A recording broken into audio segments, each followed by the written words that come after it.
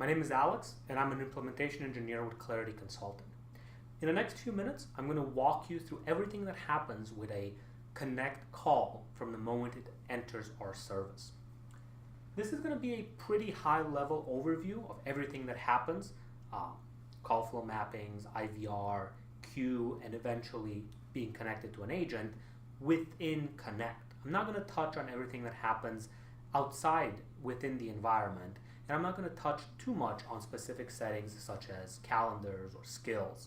That information is available on the online help portal, which contains a lot of very valuable information around all of those topics. Every call that comes into Clarity Connect needs to get to us from a Skype for Business front end. Someone dials, let's say 1-800, which is a trust application endpoint on the Skype for Business front end. The front end will determine that means it needs to reach Connect. And once the call reaches Connect, the very first stop will be the call flow mapping.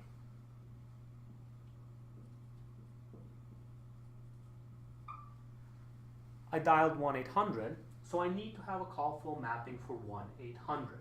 That will tell Connect, hey, someone dialing this phone number wants to hear, let's say, IVR 1.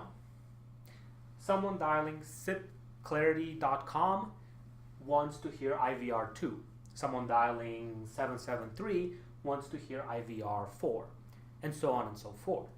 If there is no call flow mapping, but the call still ends up within Connect, it will go down the default call flow path. I do recommend for the default, you select either the main menu or something pretty generic that allows the caller to go on to the other IVRs. Once within the IVR, the call is now within one of the most powerful components of Connect. The IVR gives us a lot of flexibility to present information to the caller, collect back information, and based on that decide where the call needs to eventually end up. Something we can do in the IVR, for example, is check a calendar, determine if it's a holiday, play a different message based on that, and then maybe give the caller a few different options. Hey, it is a holiday, we are closed. Do you want to go to a voicemail outside of Connect? Do you want to hear a message and maybe check an external database? Maybe you just need some information from a SQL database, and we can do that without having to connect you to a person. These are all options that you have within the IVR.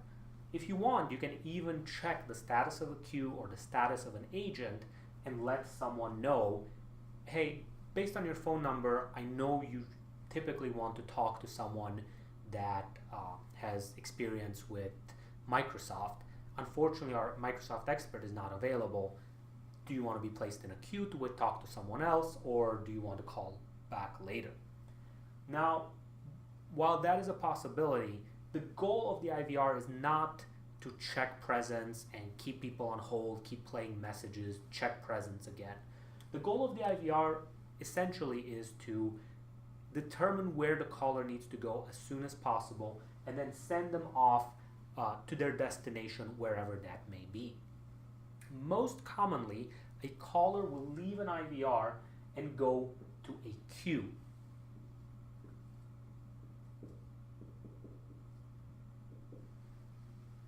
Most typically, a caller will leave the IVR and go to a queue.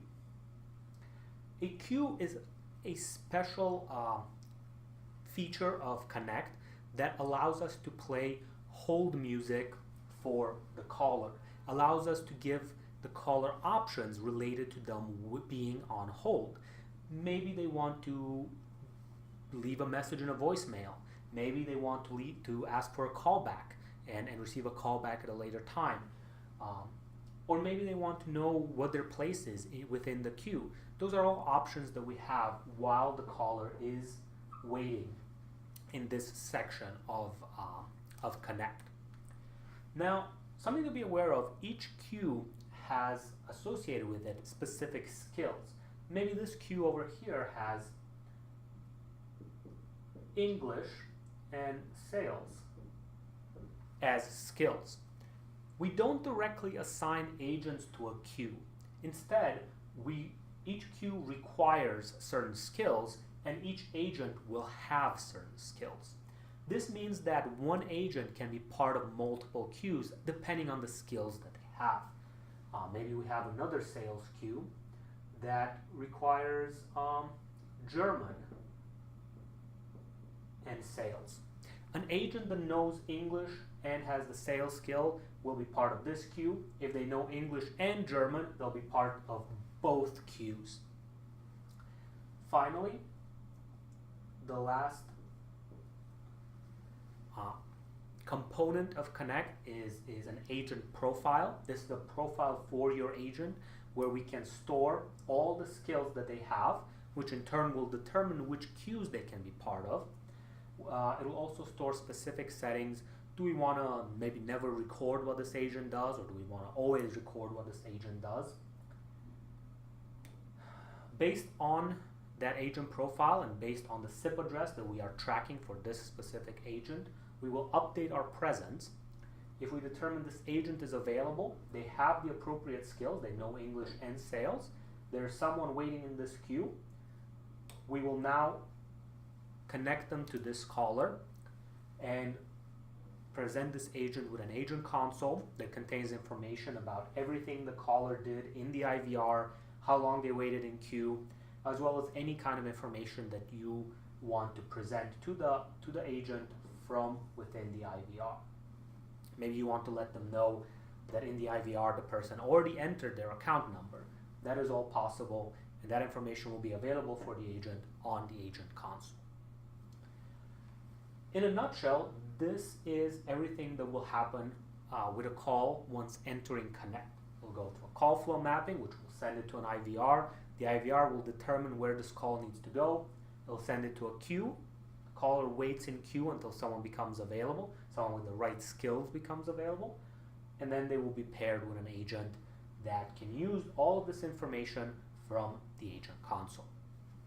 Once the call is over, the session, all the information about everything, including what the agent did, will be saved in session